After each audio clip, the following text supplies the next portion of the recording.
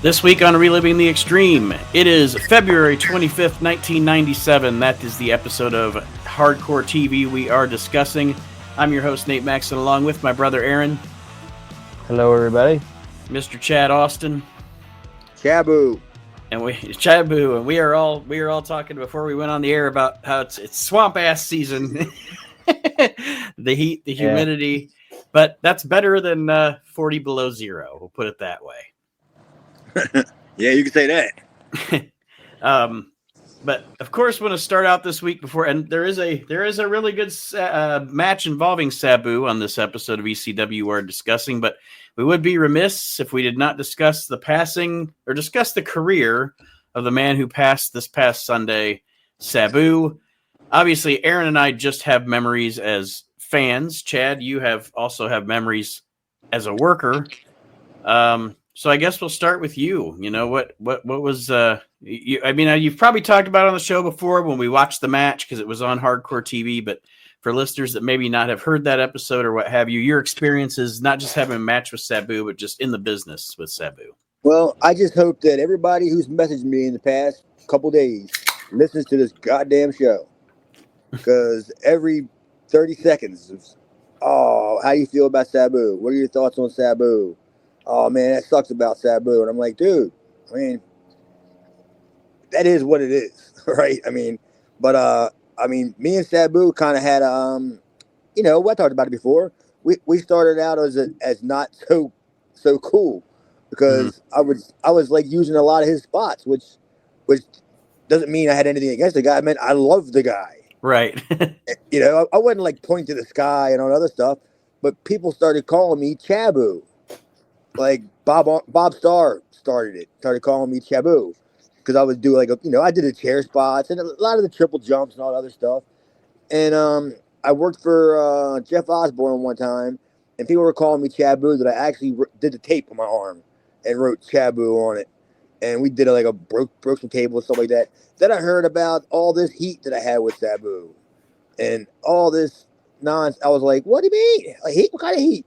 Like, oh, you're stealing his gimmick. Am I?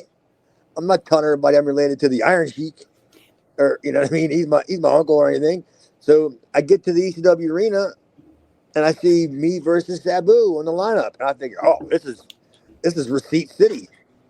Okay, whatever. Let's not even going over the match. Didn't even talk to the guy before the match. Just all right. I'm just gonna take it.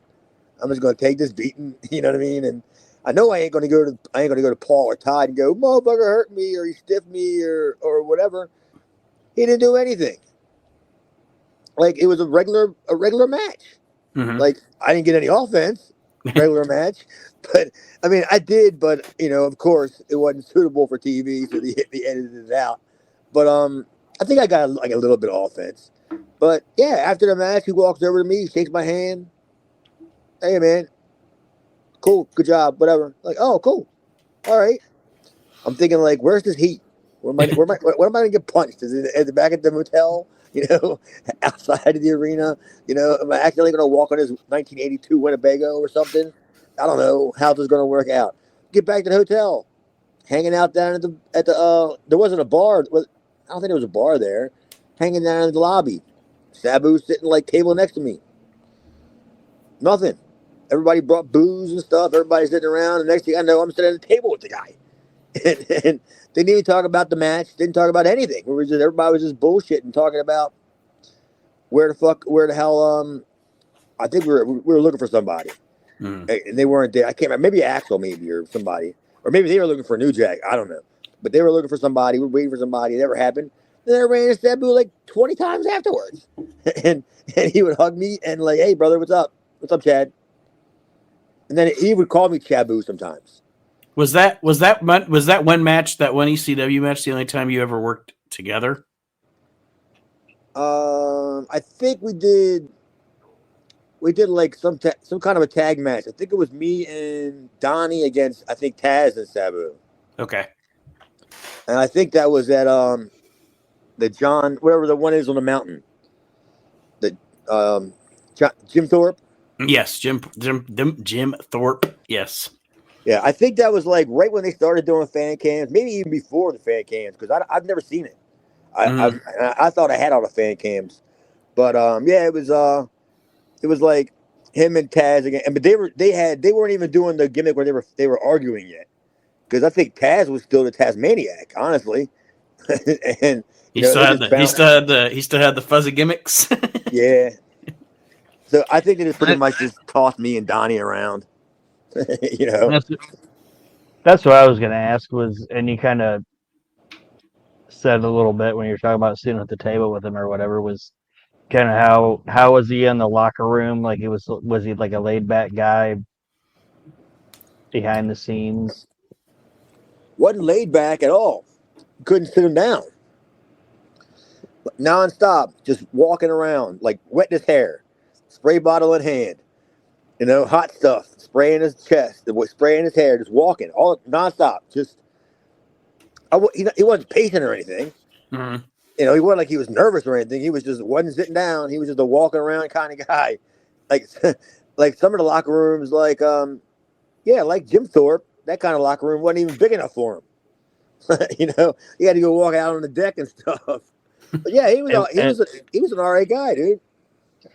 And was he kind of like I know you weren't in ECW later on, but early ECW, was he any kind of like locker room leader, or was he just kind of No, by himself type of dude? he didn't give a fuck what anybody else was doing. Nah, he wasn't. No, by far was Sabu. He didn't talk to anybody. He wasn't. He would talk to Fonzie, or if he wanted anything, he would yell for Fonzie.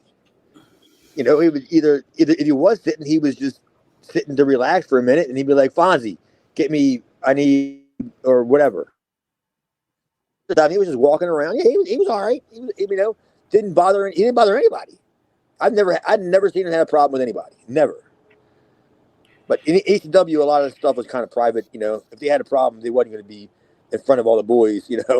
Anyway, but when I saw Taz talk about him the other night, I was just like, yeah, see, everybody thought Taz and Sabu hated each other. Far the furthest thing from the truth. Like they were, like it was, hey brother, that kind of stuff all the time. Well, So, yeah, obviously, I don't know any of the guys, but like Taz even talks about that on the ECW DVD that WWE put out as soon as they bought him, where they were joking around about Sabu falling off the R. When they had the Raw in '96, they had the RAW set. Oh, and he knocked it over. And and everybody thought Sabu dived off the R. It's like, no, he fell off the R. Yeah, And yeah, Taz yeah. jokes about it. So you fell off the R, brother. You fell off the R. Yeah, he was going to try to I think he was going to try to do like the Arabian leg drop over top of the R or something, and Yeah. as he was And he fell getting off ready to, yeah, as he was getting ready to go off it, he just went a little bit too R off it. He just kept going. Yeah, I remember that shit. I can say for people that go ahead, Aaron. I was just gonna say Sabu, in my mind and in how I look at it, is he's a guy that doesn't get enough credit for everything that he did. And Nate, you and I are doing that Clash series, and I talked about it on there where we watched Cactus versus Mil Mascaras at that time, talking about how like Cactus was a guy that every wrestling fan that was a kid was like, Jesus Christ, you got to watch this Cactus Jack guy. Sabu was the same way when we got into like 92, 93, and he was a trendsetter, and guys are still doing shit that he did then, and they're not doing it as good as he did. Dude, I'll put it to you this way: if you watch, even when they have semi squashes, where the underneath guys get very little heat, get very little spots. If they do get spots, I'm pretty sure, guarantee you, it'll be somehow Sabu influenced. Because they're going to want to get their shit in, and Sabu is a gigantic high spot.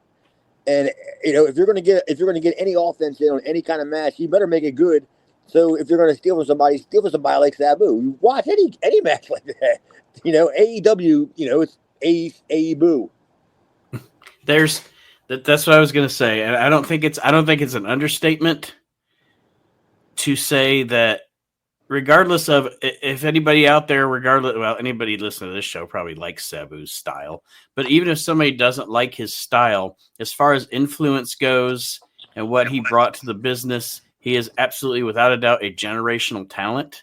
He is a guy that, like what Chad was kind of alluding to, if you are watching AEW today, if you are watching Ricochet, if you are watching any of these guys that do that style of wrestling, I know that some of them like to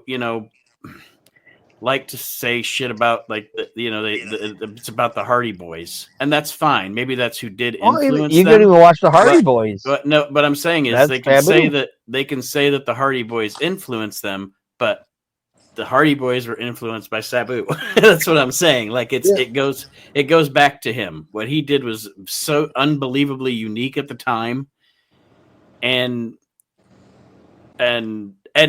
he actually it's so funny too, the brushes with being in one of the big two that he had, and it was always out of respect for his uncle, because the WWF wanted to bring him in what was it, 94, and they wanted to call him the Sultan, but his condition was he wanted to bring the Sheik with him as his manager, and they said no, so he said no.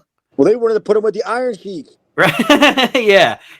No, I'd like to bring my uncle, who is actually the original Sheik, and they said no, and so he said no, and it was kind of the same thing with WCW. I think WCW didn't want to. I know the Sheik was at that Halloween Havoc in Detroit, but WCW didn't want to integrate the Sheik with his gimmick either, and they didn't want to pay him. Mm-hmm. They didn't want to pay him as much as what he thought he did. They didn't want to pay him as much as he thought he was worth, and he said, "Fuck it." They wanted to pay him $500 a night or whatever, and he's making this shit in Japan. And they said, "Well, you can't go to Japan," and so he told him, "Fuck off." And it's almost the same thing he did with WWE. They wanted to put him with the Iron Sheik, and they didn't want to let him go to Japan. And how do I say it? He had so much charisma, and he was so much different than everybody else and we've talked about it on the show. He could fuck up a spot and then just go whatever, and do it again, and nobody was like, "Oh, you suck." You know what I mean? Yeah. It's because what he's about to do is going to be something like you've never fucking seen in your life. And if you come out the chute presenting the fact that you're a fucking nutcase, when you do screw up, you're not screwing up. You're just a fucking nutcase. It's kind of like I know they're totally different talents, but it's kind of like Psycho Sid on the mic. Sid Vicious can cut a shitty promo because he's presented as a psycho. So whatever he says, it's just, he's fucking crazy. Whatever. Yeah. And how ironic was it that same night, or that same couple days later, was the Dark Side of the Ring with the Sheik? Mm-hmm. Damn. I was like, oof.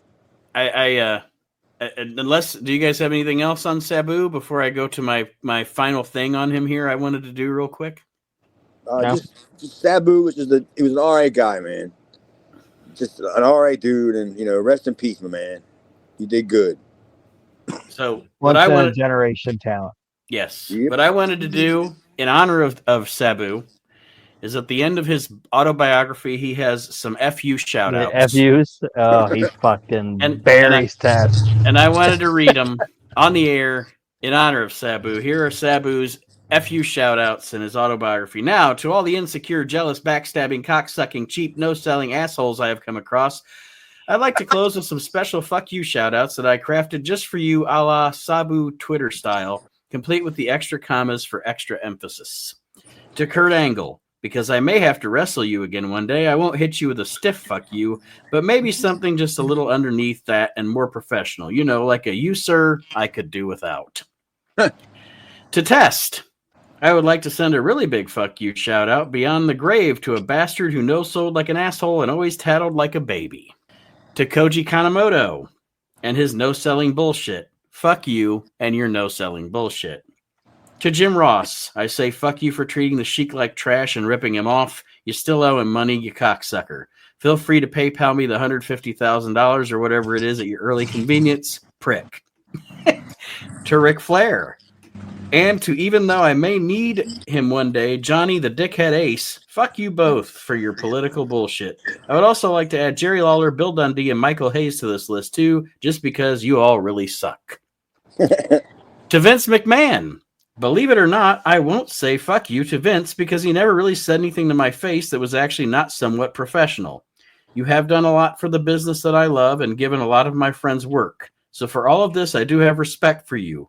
I will say this, though. You always shook my hand like a short bus meathead, almost pulling my shoulder right out of my socket. Short bus meathead fucking got me, man. That's... Rest in peace, Sabu. Thank you for the memories. Do you really think he owes Farhad $150,000?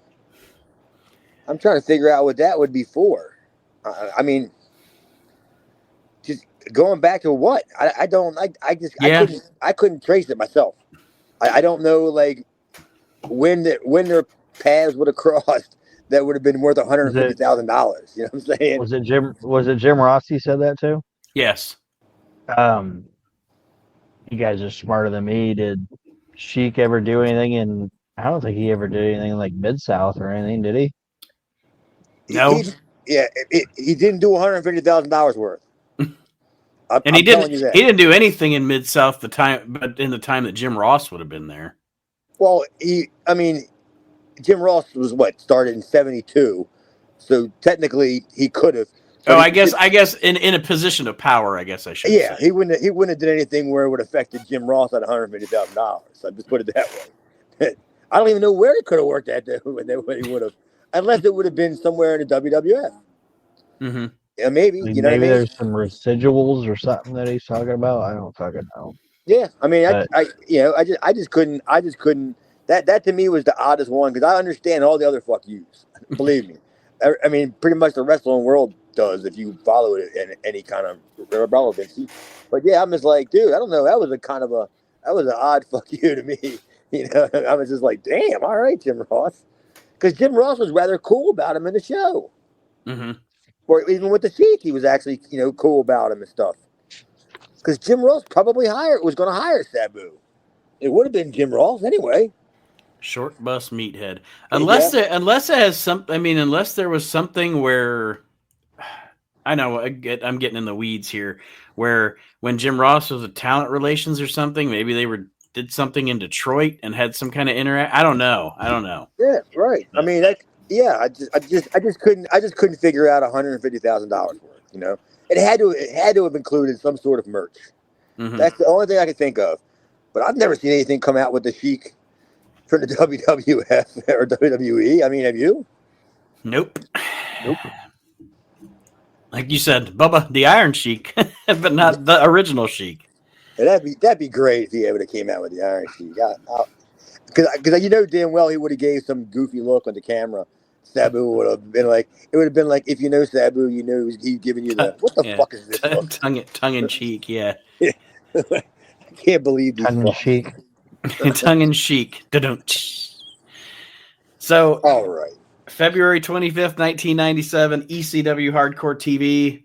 We have begun the taping from the CyberSlam 97 event. Joey Styles is in the ring at the arena. I put down here a very well lit ECW arena. Yeah, we're not guessing where this is being filmed at, right? we're not. This ain't the Greyhound Park. No, this is the ECW arena with good lighting because they're getting ready to do a pay-per-view, so they probably upgraded the lighting. Joey Styles mid-ring introduces the Pit Bulls, and they come out and say that they are ready to kick Shane Douglas's ass, but he's too much of a pussy to fight them. And then just to put a little salt in the wound, Gary Wolf tells him to stop being a Shawn Michaels. Oh, he really got him. That's all I was like, zinger. It's like, oh my God, he just shut up about Shawn Michaels. Don't bring Shawn Michaels up again. If he would have only just did the chalk one up, like signal, or did like the Newman where he does the pump crank, yeah, like, that'll show him. That'll learn you. Yeah. I actually kind of got worried at first, knowing that the pit bulls were in the ring, like for a live interview. I was like, oof, this could go either way. You know what I'm saying? I was like, live mic, live crowd, opening the show, pit bulls, interview. Oof. But it was good. Yeah, but They got the point over. We're getting to the end of the run of the pit bulls. They're about to overstay their welcome in the Yeah. ECW. But at this point, the ECW crowd's super into them because they still haven't gotten. And it's funny because, like, I know we're gonna get into barely legal, and we're gonna see Shane and Pitbull too. There's never a fucking payoff for Gary and Shane. Like, it never happens. Nope. But this crowd is still into it, and they're into the pit bulls right now. And like you said, Nate, Gary says Shane's saying like, "Oh, my back hurts, or my wrist hurts, or my ankle hurts, so I can't fight you. Stop being a Shawn Michaels." And then Douglas appears up in the Eagle's nest, and he starts talking shit to the pit bulls. And he talks shit to the pit bulls and calls them up there, and because they're stupid, they fall for his Looney Tunes trap. Because they just he's got two stooges, but they won't be up there. I'm sure this isn't a trap. No. Yeah, he calls him out, and he has a crutch, even though he's not needing a crutch. And they run up there, and then Gary Wolf gets hit in his neck again with a crutch. So this is like, I think, the 85th time that Gary Wolf's neck has been hurt. It just goes to show you the pit bulls and Sting are like the dumbest baby faces on the planet. Dude, I expected them to run up there and there'd be like a big gigantic like dynamite igniter like up there with a fuse thing, and then you see the pit bulls look up for a big boulder. You know what I mean? I was like, these two coyote fucking road running motherfuckers. Says Acme on it. Yeah. Yeah, like they're just begging for it. Why don't you come up here? When he falls off the eagle's nest, he kind of breaks the fourth wall like Wile E. Coyote, and then falls off the eagle's nest. Yeah, and you see the cloud of smoke as he's go down. Gary Wolf gets hit in the neck and goes, yeah, baby faces are stupid. Go back to being heels, pit bulls. You weren't dumb then. Yeah, like we said, they get up in the eagle's nest to confront Shane Douglas. Shane Douglas, like Aaron said, has a crutch. Brian Lee and Chris Candido attack the pit bulls. They put Anthony Durante through a table. And as we go to commercial, the crowd is chanting "Rude, rude, rude." Well, it was rude of them. How rude. And Joey promotes that on the 15th of March at the arena, there's going to be an I Quit match between Shane Douglas and Pitbull number 1. That shouldn't be hard to beat him. Give him a pile driver, you know what I mean? Or clothesline the motherfucker. It ain't going to be too hard to beat motherfucker. I mean, you're basically fighting a handicapped guy. I mean, was healed. It would never be the same. You know what I mean? It's just punch him in his neck. That's all you got to do. Give him a neck crank. He's a brittle bowl. Yeah. Well, up next on the show, we have a tag team championship match. It's tables and ladders match for the ECW tag team titles. It is the Eliminators versus Sabu and Rob Van Dam. And one thing I wrote down was they made better use of the weapons in this match than they did in the last one. Because if you remember the last one we watched where they were using weapons, they did some wonky things that didn't make sense. Or like there was that one time where they set the ladder up on the table and then both of them kind of looked at it and nobody did anything because they're like, and they're like this is a taped terrible to idea it or whatever. Yeah. The ladder sat on the table for like 10 minutes. Yeah. They were like, what the fuck? I have a couple questions in this match, and I don't want to get like too into the weeds or whatever. The match is the Eliminators versus Sabu and RVD. I don't think I actually said it out my mouth, but go ahead, Aaron. It's okay. But they're doing this match, right? And it's fine. And they're saying, oh, this is RVD and Sabu versus the Eliminators. And they've done this match now.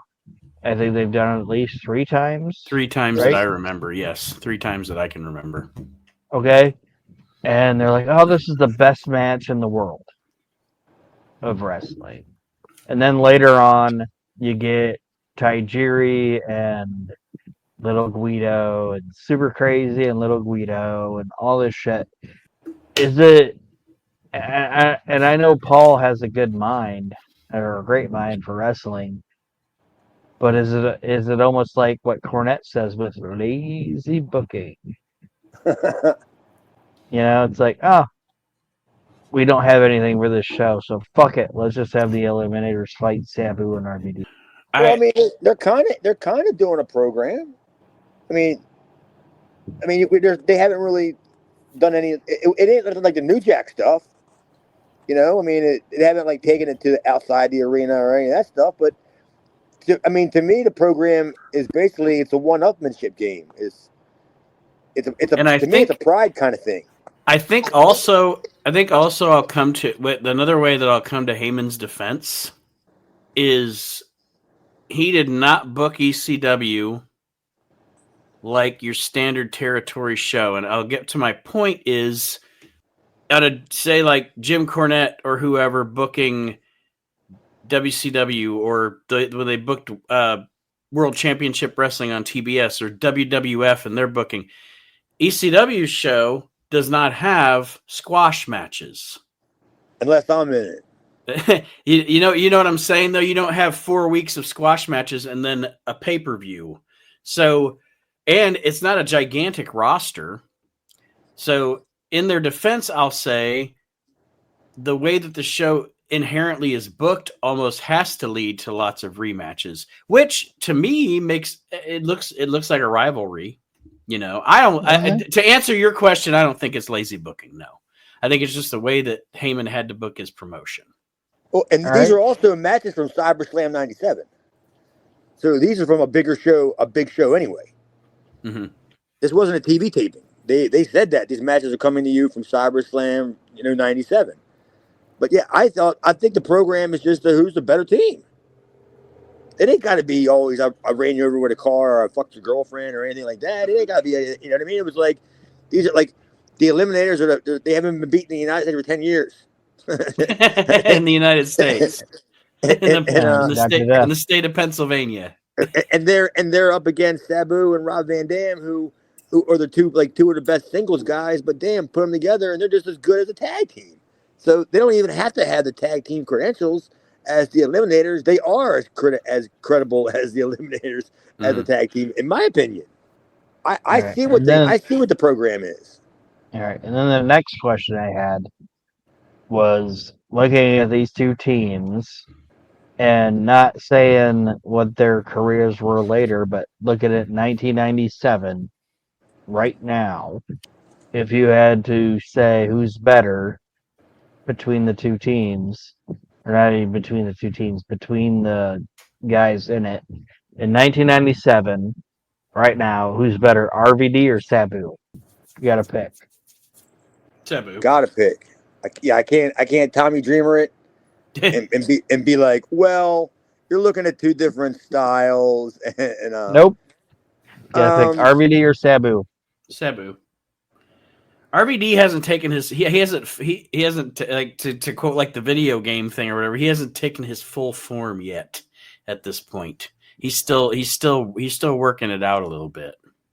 Yeah, I'll probably say Sabu too. Alright, It doesn't even make him like an actual better wrestler. It just means at this point in time, Sabu's better. Mm-hmm. all right, and then on the flip side, with the Eliminators at this point, Saturn or Cronus? Being honest with you, until he reached the stage of his life like at XPW and shit, where he just completely went off the rails and lost himself and shit. Honestly, I like Cronus more than I like Saturn. I'm gonna be honest. I really do. I say 97. Cronus. All right. I don't want to disparage Perry Saturn, but I'm not a big Perry Saturn fan, even as a single. That's fine. I'm just saying, as a kid in February 1997, Cronus. You had to pick a guy. Cronus or Saturn? Yeah, Cronus. Both of you? Yeah. I say Cronus. So how about you? You didn't answer the question, Aaron. Your own question. Sabu or RVD? I'd say Sabu, and then I've always been a big Saturn fan. Mm-hmm. Saturn for me was the fucking shit, even when he was in ECW, and wasn't. Even when he was in the Eliminators, I was just like, that dude's a fucking. I'm gonna badass. I know it's not ECW, but you know what my favorite Saturn is? You're welcome. No. My favorite Saturn is this badass motherfucker that actually doesn't mind wearing the dress. Yeah, right. When they did the thing in WCW where Jericho beat him and he had to wear the dress, and then he shits on Jericho's joy because he's like, I actually don't mind wearing this dress, and I'm just gonna kick your ass, but I'm gonna wear a dress doing it. Well, Jericho even beats him, and he goes, "You can take the dress off now." And he's like, "I don't want to." No, I think I'm going to keep wearing it. And then he had Moppy. But oh yeah, that's the "you're welcome" thing with him. And Nate, you know me as a wrestling fan, the type of wrestler I like. I like a fucking wrestler like Perry Saturn, like a compact, badass son of a bitch. But I agree with you guys on Sabu. That's what you like, a short bus meathead. Yeah. But I agree with you guys with Sabu in 97, but watching it, it's like, I'm more Saturn than Cronus. Well, Cronus was actually, even backstage, Cronus was even better than Saturn. Like, Cronus was cool. He was always joking around. He was always joking around, and and you wouldn't even know he was a wrestler by the way he acts and stuff, like in the locker room and stuff. Saturn, he was like Taz. He didn't like anybody. He didn't want to talk to anybody. He hated it. You couldn't even see you. You couldn't even see who he was looking at. You know what I mean? He was just, Saturn was just not a nice guy. I'm not even sure he ever became a nice guy. I don't know. My notes on the match are pretty much I watched this match, and it is exactly what you would expect it to be, with them giving these four men 20 minutes. A lot of insane shit going on. I didn't write a lot down because I'm watching the match. There's a lot of insane shit going down. I don't know if there was any spots you wanted to mention that stuck out. One note I did have was RVD sticking that ladder in the second rope and then trying to split leg moonsault. He looked like he almost fucked his neck up. I don't know if you guys know what I'm talking about. Yeah. But he tried to hit that split leg moonsault on a Saturn. I think it was Saturn. And it's like, oh, that was ugly. Yeah. The spot that got me was why would Rob Van RV dumbass, why would he put the ladder on top of the guy and then do like the Rolling Thunder splash, like on top of the ladder? Yeah. Yeah. But then he didn't even sell it. Like, he's the type of guy that would sell the frog splash, like for a finish. But he puts the ladder on top of the guy and does the Rolling Thunder like splash on top of it, and he doesn't even sell that. And I was like, typical Rob Van Dam. Just, he didn't learn that from the Sheik. And then at the end, they I should say they, but the Eliminators hit a shitty looking total elimination on Rob Van Dam, and Is that what that was? comment Joey sells it in commentary saying, "Oh, total elimination," but from what we understand from the last match, they want to hit a second one on RVD because of what he did in that match, and then they hit an actual good-looking total elimination. That was totally a cover up, absolutely a cover up for the shitty one that they did. I didn't even know. I didn't even know the first one was a total elimination. Yeah. Oh they my didn't God, either because it was that so bad. bad. It was that bad then.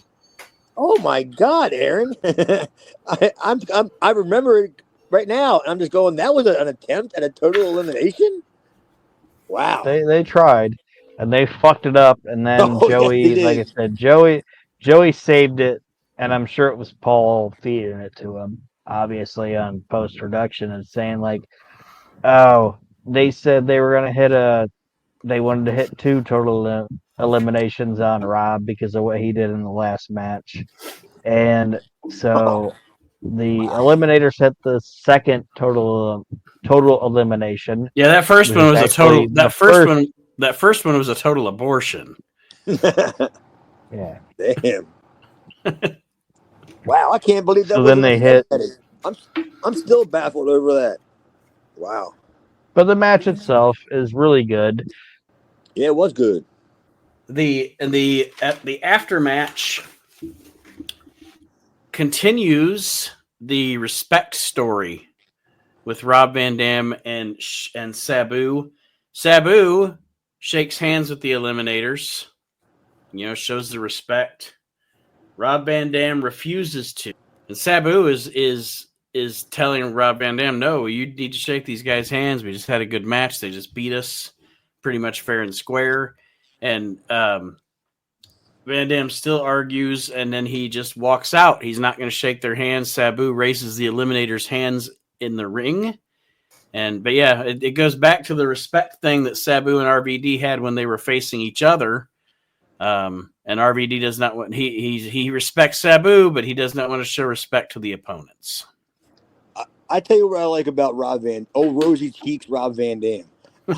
I love after match Rob Van Dam, where his hair starts to be coming out of the ponytail, and he's got he looks all kind of blown up, and his cheeks are just rosy as can be, dude. When after match, and I just laugh my ass off when I see that look. And I'm like, dude, I'll be like Sabu. I'd be even in Arabic. I'd be like, shut the fuck up, dummy. That's what I expect Sabu to say. Like, look at you. You're a mess.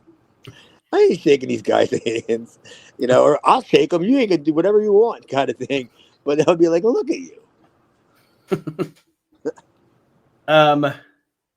Anything else on that one before we move on? Well, it was just a good match, man. Solid match. The next match on the show is Taz, who enters the ring with Team Taz, facing in his ECW debut, Tracy Smothers. It is. They even say it in the ring announcer even says it. Taz coming to the ring with his, I call him his ticket taker Taz guys. Looks like his dojo guys are the guys that tear your ticket in half when you walk in the door. I think the one guy should have. I think they should have let the one guy just always wear the red pants. Remember the red pants guy? That should have been his gimmick. He should have. Whenever Team Taz came out, you always knew it was that guy because he had on those loud ass red pants. He's like, "You're not allowed to come in." Okay, you can come in then. In his red pants. I'm the worst bouncer ever. Yeah, I'm the worst bouncer ever. But no, Nate, saying what you the carrot top guy too. Said, Jesus Christ! Going off what you said, they even mentioned that, like the ring announcer, I think it was Bob Ortiz, even mentions that this is Tracy Smothers' debut in the ECW arena, and he's our newest member to the Extreme Tribe, Tracy Smothers. I wanted to see the in the locker room the square off between Taz and Tracy when they realized they were working. and Taz walks up to big ass Tracy Smothers and has to look up to him and be like, "Hey, brother, what do you want to do out there?" And I want to like know what the first thing was going through Tracy's mind when he's like, "This guy, you want me to put over this guy?" Yeah, Tracy Smothers is not a small man by any stretch of the imagination. Nope. No, I met him, and what I'll say is, and I put it in my notes, and I think it would be a fun concept for us to do later on, maybe out of like the realm of reliving the extreme. But I think Tracy Smothers is on my list of like the 20 most underrated, underutilized wrestlers of all time. Yeah, you can say that. Definitely underappreciated as far as his talents go, as far as what he's been delegated to over his career. You can say, "Hey, by the way, Aaron, did you get your shirt from the Pat McAfee collection or something? Is that sleeveless? It's hot, man. I was sweating my ass off. I had to That's put a Pat something on. McAfee you wearing." Yeah, Smothers is a big guy who never got, never anywhere until up until what? Maybe right before this in Memphis, maybe a little bit. And what, WCW, that nonsense there? See, I didn't even think he got a just deserved, and like the only like televised company that I thought it ever did anything with him that was worthy of his talent was Smoky Mountain. But like in WCW, like him and Steve Armstrong as the Young Pistol Southern Boys were a great fucking team. Yeah, they had a program They with were the fucking Freebirds, crying amazing. out loud. Oh, it was fucking great. And I just don't think that guy ever got, when it came to like national coverage, any company that he worked for, I don't think he ever got as much as what he should have gotten. Yeah, because If that honestly, makes sense. the best treatment he ever got was probably Smoky Mountain, and like Yeah, you that's what said, we that said. wasn't national. That was for people. People like us know about Smoky Mountain, but your average wrestling fan that's just taking his kid to the matches, to the WWF matches or whatever, don't know what the fuck Smoky Mountain Wrestling is. I think Smothers is the kind of guy who kind of gets lumped in like the same kind of category as Brad Armstrong. That like the best part about Tracy Smothers is in the locker room. He's great in the locker room, and he's a funny dude, and he was always good to be around, and a great guy, and everything. But as soon as he got out to the camera, he became Brad Armstrong, just a great worker until Smoky Mountain. But Like, he was definitely a good worker. I can tell you that for sure. and I think national wise, like I said, with like the WCW, and then he got to like WWF, and he was Freddie Joe Floyd or whatever. Yeah, it doesn't even But count. yeah, but if you want to talk about somebody that appreciated what he could do as like, and what I'm about to say might not make sense, but like as a live show arena wrestler, Yeah, house Paulie show guy. understood it. Yeah, He's a house show guy. Paulie understood it by putting him with the FBI and having him later on like dance against Blue Meanie and putting him in like And I Tracy being in the FBI was a great putting Tracy and Tommy Rich in the FBI was a great fucking idea. Yeah. And we actually, I think the last time Aaron and I saw Tracy live was probably, I don't know, maybe like 2019. It was maybe like a year before he passed. And I totally loved the fact that he was still coming out to Staying Alive. Like, I don't know. I thought it was great, man. It's just, you could tell he was just having the time of his life doing what he loved to do. He signed two autographs for me. And the first one, he said, "What's your name?" I said, "My name's Aaron." And he goes, "All right, Eric." And he signed To Eric. to Eric Tracy. I said, okay. And then he said, "What's your name again?" It's Aaron, Aron. And then he signed my WCW card, and it says to Aaron, Aaron. He didn't spell his name right once, and you know what? He That makes didn't. it better. Yep. Yeah, by that point, he was working you, brother. And didn't he tell? Didn't Oh, he I tell? know. Didn't he tell you he'd give you another autograph if you didn't get an autograph from somebody? No, that was Tommy Rich. Tommy Oh, Rich, I got an autograph from Tommy Rich, and he said, "You come back around, I'll sign another one for you for $5 if you don't give Honky Tonk Man $20. Fuck that guy." That's what Tommy Rich said. That's old TR for you. And fuck the Wildfire. Honky Tonk Man. You should have went right over to Honky Tonk Man and asked him how much he'd give you to go to give you for the time you're rich. Well, that's a lost cause. Never mind. You're better off getting that $20 from Tommy Rich than you are getting $20 out of the Honky Tonk Man. That ain't gonna happen. Nobody's gotten $20 out of that guy. This match, funny. I have one of my action figures in my collection I have a Honky Tonk Man figure. So one convention I went to, I did have him sign that for me, and my entire interaction with the Honky Tonk Man, it was a Festivus for the rest of us because he literally just aired his grievances to me for like 20 minutes. The WWE was in Phoenix and I live in Phoenix and they never even called me and blah, blah. I mean, it was just grievance after, it's just Honky Tonk Man bitching.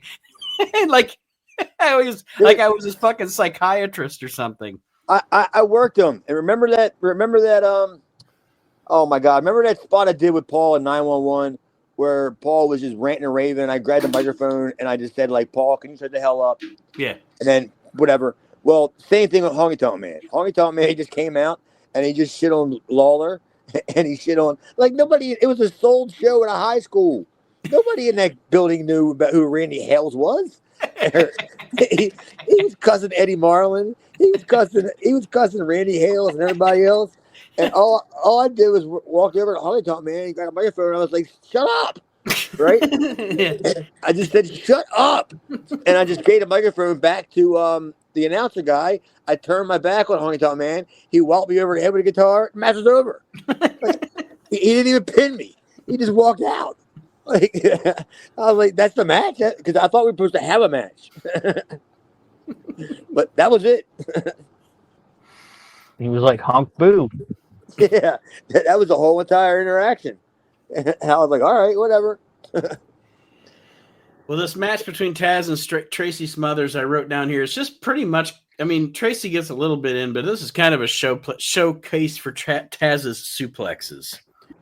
Yeah, but Taz did give Tracy some offense, and Tracy got to hit his finisher, even though Jawjacker. Taz kicked out of it. That the flying what is it where he hits the flying forearm, the twirling forearm or whatever. So Taz did show some respect to Tracy and let him do all that. I got a smile on my face during this because when they were announcing Tracy, the only thing I could think of around that point was somewhere previously the Tracy coming in, he had talked to Tommy Rich. And Tommy Rich was like, brother, you got to get your ass up here to Philadelphia. You know what I mean? Like, I just know that he was telling them how much fun you're going to have, how great it is. Make your money quick. Yeah. And Tracy's a bad dude in real life. And he wasn't worried about any shoots or anything. And he was I'm just sure he was just so happy as hell just to be there. Because it was like Tommy probably was like sitting back and going, watch this. Tracy's going to love this, you know, because that crowd didn't know what to do when they announced him. They didn't boo him. They didn't cheer him. They didn't do anything because they were just like, I wonder if they were just like, what the hell who is going to squash him? Is probably what they were saying. Like, who are they sending out to squash Tracy some others? And it was decent. Yeah, Taz wins the match with a Taz mission. The next segment, Chris Candido cutting a promo here. He starts out with his Terry Funk impression, which is always fun. Yeah. What's his name? Who's the guy that Fender What's his name? Freckles? No, what was it? Aaron Freckles Brown? It's not Freckles Brown, is it? I don't fucking know. It's Terry Funk's rodeo hero, that the one last chance guy. But essentially, the promo is Candido doing this routine where he's talking about how he could beat Terry Funk, but I got this going on. I would take you on, Terry, but it's just all this shit there's all these reasons he can't take on the hardcore legend. And I like the fact that he said his grandpa, who was because Candido's grandpa was a wrestler, The job guy. He said my grandpa could have beat Terry Funk, but he didn't. But if he would have, he would have won the match. Like, it was good shit. Like Chris's promos could be all over the fucking place and probably nonsensical, but for some reason, him cutting them and the voice that he had, it made it made me happy watching him. Should say, and like it made sense to me, and his character worked, if that makes sense. Like. Didn't work for me, brother. I'll tell you that. Not a Candido fan. Never was. That promo could have been totally eliminated. But Paulie was a Candido fan because the credit card. But yeah. I used it. I mean, not for me. I used it for Paul. But I mean, I used it. During that promo, I was looking for two things. Either Candido to get total elimination or that little square in the corner that tells me the next day of the next show. That's legitimately what I was like, all right, this show's got to be over. Like, Candido's, to me, was blabbing around about Freckles Brown and his uncle beating up Terry Funk. I'm like, shut up, man. I was saying shut up. Well, they actually end this show on a cliffhanger, like a soap opera. Because I thought stupid angle. I thought, the match is Raven and Brian Lee against Terry Funk and Tommy Dreamer. And if Terry Funk can pin Raven, he gets the title shot he wants. So Raven gets on the microphone and talks about how him and Dreamer have known each other since they were 12, and Raven's always come out on top in every situation they were ever in, and Dreamer's never beaten him since they became wrestlers. But if he's willing to lay down and let Tommy Dreamer pin him and finally defeat him to screw over his friend Terry Funk out of the title match. And I agree with you, Aaron. It's stupid from a logical standpoint because Tommy Dreamer, why would Tommy Dreamer ever do that to Terry? It doesn't make any sense. Like he essentially, you'd be like, no, I'll just take an opportunity the next time we actually have a fight. Exactly. I'm just gonna keep beating the shit out of you till why would I fuck over my best friend or my mentor Terry Funk just to get a shallow win over you? No, why would I fuck over Pawpaw? This match totally had Raven written all over it. Because that was like normally I like Raven's ideas, but I thought this was pretty stupid. And also, isn't Brian Lee in the triple threat now? Why is he in the nest? Well, last I knew he was offering to pound people in the bathroom. I don't know. Yeah. He was a gun for hire. Yeah. A go behind for hire. Because obviously he's going behind Shane's back to team up with Raven. He's a disciple of Apocalypse. Dude. Yeah. It's like a disaster. Oh, look who's in the bathroom now. It's like, who's all coming out of the bathroom? Who's all joining Raven's nest? It's like, oh, there's Jim Barnett. There's Jason. Jim Wilson. Pat Patterson made an appearance. Pat Patterson. Brian Lee? Who better than Canyon? Chris Holt. Adrian Street. If they would just had Adrian Street come out of nowhere. He's like, I'm not even gay. Hello, yes. Hello, my Guess what just happened? Hello, my lovely.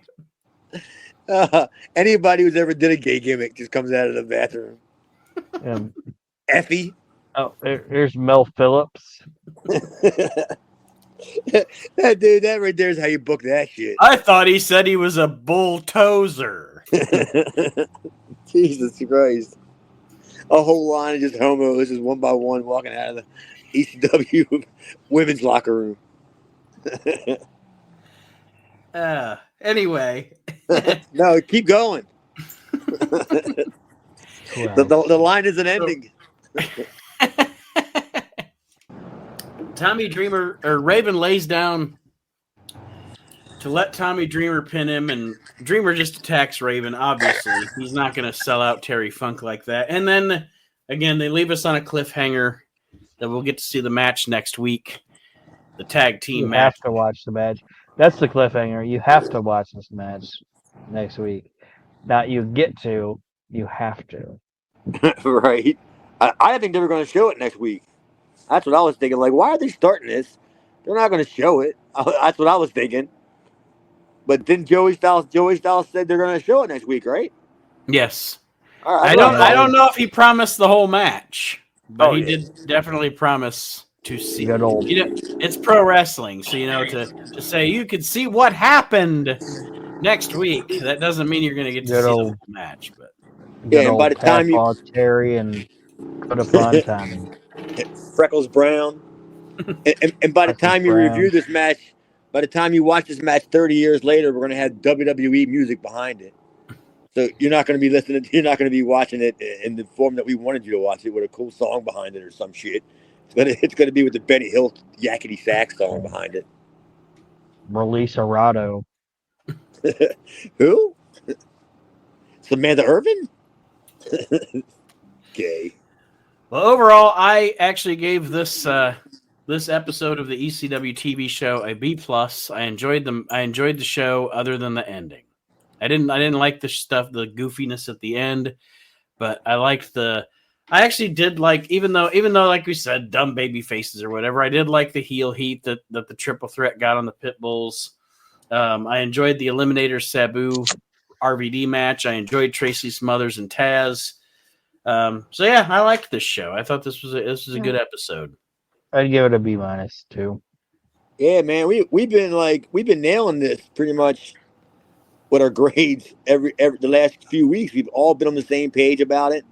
Yeah, I would say easily, like, I was gonna say, like, I was gonna give it like a C+, but yeah, B- is right there. Same thing, basically. Yeah, I'm all for that. It was decent, and even the times that I was looking at the counter to see how much time I had, it wasn't because I wanted the show to end. I was kind of afraid the show was going to end. That's what until the end. That's what I was looking at. Yeah, I was like, dude, I've been watching this for a while now, and I'm getting ready to watch, Tommy Dreamer, whatever, and Terry Funk against Raven and Brian Lee. I'm thinking, oh, this can't happen. Tony, we got to go. That's pretty much what we got. But yeah, I mean, we'll see it, I'm sure, next week. We'll probably see it in a good highlight form next week. Mm-hmm. Might not see it all, but we'll see it in a good highlight form, I'm sure. Because I'm sure it went 25, 35 minutes. Right. And Scotty, that. Yeah, I'm sure there were many drawn out moments. A lot of drama. Anybody still in the locker room? That's probably what Raven was looking at. Because it was probably going on 12:30 by the time the match was going on. Raven actually created the bloodline formula. Yeah. You know what I mean? Like that's how the bloodline shit all is. It's all just drawn out, dramatic. Fucking everything takes. That's Paul. Something that should take 6 minutes takes 26 minutes. That's all Paul. He doesn't know how to end a program. Yeah. Yeah, I'm sure it wasn't. It's a great idea. How are we going to end it, Paul? I have no fucking idea. Let's see what Terry does. We'll send them out there, and we'll just let Raven and Terry figure this out. I have this great idea. It's Raven and Tommy Dreamer, and they were in summer school together or whatever. How are we going to end it? I have no fucking idea. No clue. But I don't ever want Dreamer to win. But I don't know how we Lee, end it. we'll put Brian Lee out there. Okay, well, what's going to happen now? Blue Meanie, Stevie Richards. Stevie Richards. Like, how do we end this, Paul? Well, actually, we end this by Raven leaving our company and going to WCW. that was Raven's idea. Where I'm in talks to WCW, so we're just going to draw this angle out until I figure out what's going to happen. How do we end this, Paul? Financial ruin. Me bouncing financial everyone's devastation. How do we end this? How do we end this, Paul? I show up on Monday Night Raw. Pretty much. Where does this main event end? A roller jam. I can see Scotty saying that. I got it, Paul. I got it. Yeah, we'll do. I'll put on roller skates. How does all of this end, Paul? Brock Lesnar. It ends right now, Paul. All right, everybody. Check us out on YouTube, the WNR Podcast Network. If you haven't subscribed yet, join the WNR Podcast Facebook group. I got an NWA Champions Tournament going on right now. Check out your WNR whatever with the Clash of the Champions review. That stuff's pretty solid. The We Can't Wrestle podcast. Yes, Aaron and I are currently going through the Clash of the Champions from beginning to end. I call it from the NWA to the NWO is what I've done. Yeah, we're rolling into Coastal Crush. Coastal Crush, yes, with JYD, Ric Flair, and dude, I'm not on any of these shows, and I listen to them, and I can say, yeah, they're actually pretty good shows. I laugh at them. When I'm laying down, when I'm getting ready to rest, and I put on the podcast. I put it on. I'm just like sitting there, just chuckling to myself. Going, yeah, they're pretty decent. All right. Well, that being said, guys, thanks for joining me. Listeners, thanks for listening, and we'll see you next week as we continue rolling toward episode 200 and the Barely Legal pay-per-view. Rest in peace, Sabu.